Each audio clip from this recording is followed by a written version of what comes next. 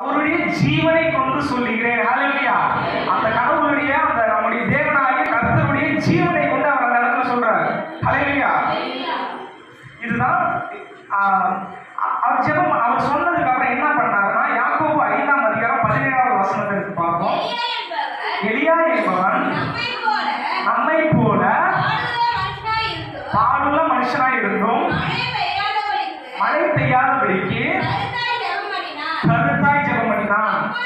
அப்பொழுது 3 வருஷமும் 6 மாதமும் பூமியின் மேல் மழை பெய்யவில்லை. ஹல்லேலூயா. அப்ப அவன் சொன்னது நடந்ததா இல்லையா? எத்தனை வருஷம் மழை பெய்யல? 3 வருஷமும் 6 மாதங்களும் தேசத்துல மழையே இல்லையா? ஹல்லேலூயா. அதற்காக எலியா என்ன பண்ணாரு? கருத்தாய் ஜெபம் பண்ணாரு. எப்படி?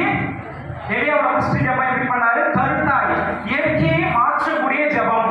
என்ன ஜெபம்? இயற்கை மாறினதா இல்லையா அவர் ஜெபத்துல? ஹல்லேலூயா. அதற்காக கருத்தாய்